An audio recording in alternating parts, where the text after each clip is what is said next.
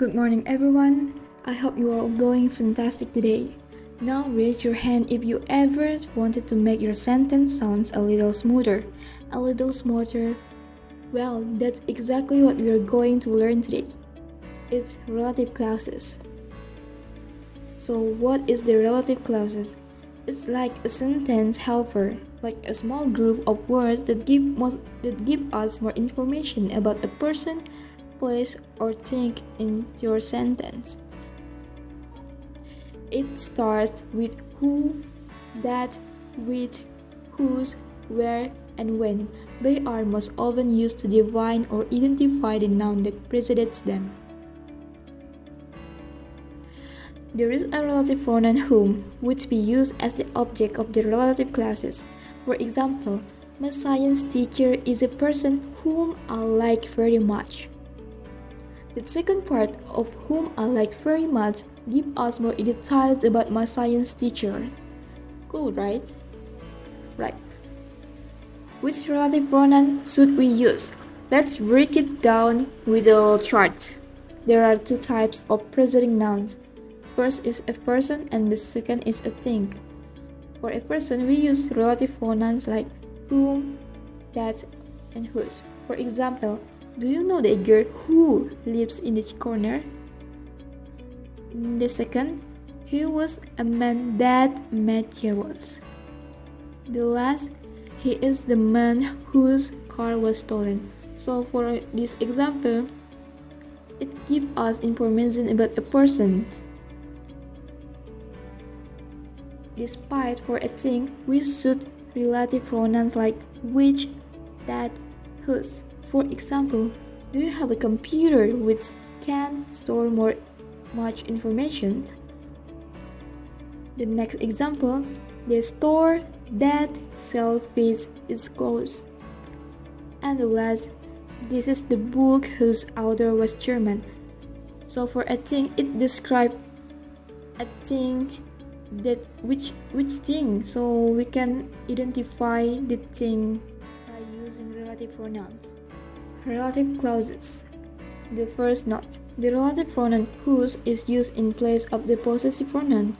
It must be followed by a noun. For example, there is a boy in grade 8 whose father is a professional tennis player.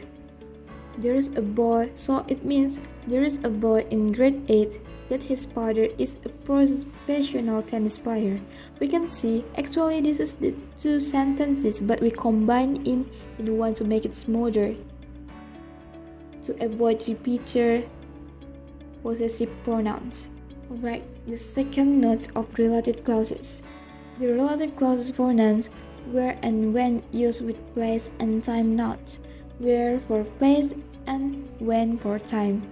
For example, VIS is a school where children from more than 50 countries are educated. So we can understand where the 50 children from other countries are educated. The next example, 2001 was the year when terrorists attacked the Twin Towers in New York. So it gives us information when the terrorists attacked the Twin Towers. Relative clauses. Some relative clauses are not used to define or identify the preceding noun. It means defining relative clauses, but to give extra information about it. So it's called non-defining relative clauses. Defining relative clauses is for define or identify, and then non-defining relative clauses, it gives us extra information. For example of non-defining relative clauses, my ESL teacher, who came to Germany and likes to ride his mountain bike. The second example, the heavy rain, which was unusual for the time of year, destroyed most of the plants in my garden. The next example, the boy whose parents both worked as a teacher at the school started a fire in the classroom. And the last, in the summer I'm going to visit Italy, commas, where my brothers lives. First, note of the non-defining relative clauses. Relative clauses which give extra information in the previous sentence must be separated up by commas. We can see the previous example, right? It's separated by comma.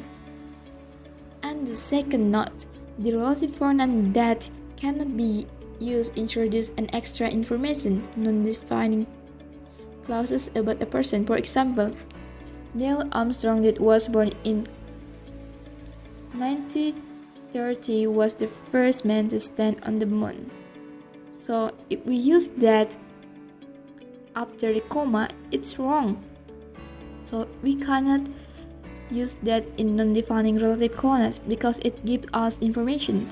So the correct answer is Neil Armstrong, comma, who was born in 1930 was the first man to stand on the moon. Relative clauses, omission of the relative pronouns. There are two common occasions, particularly spoken English, when the relative pronoun omitted. The first, when the pronoun is the object of the relative clauses. In the following sentences, the pronoun that can be left out in clauses or in brackets. For example, do you know the girl who or whom he is talking to? So the pencil is as a subject. Where is the pencil which I gave you yesterday? So the pencil as an object. The next, I haven't read any of the books that I got from Christmas.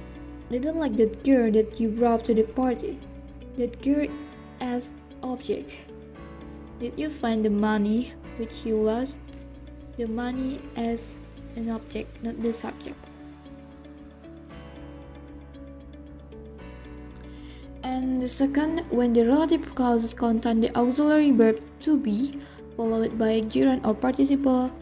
In such case, both relative pronouns and auxiliary can be left out. For example, who's the man who is standing by the gate? The family that is living in the next house comes from Slovenia. She was wearing a dress which was covered in blue flowers. We don't need to use who is, that is, which was. We can skip it because there's the auxiliary verb to be followed by a gerund or participle. You can use who's the man standing by the gate.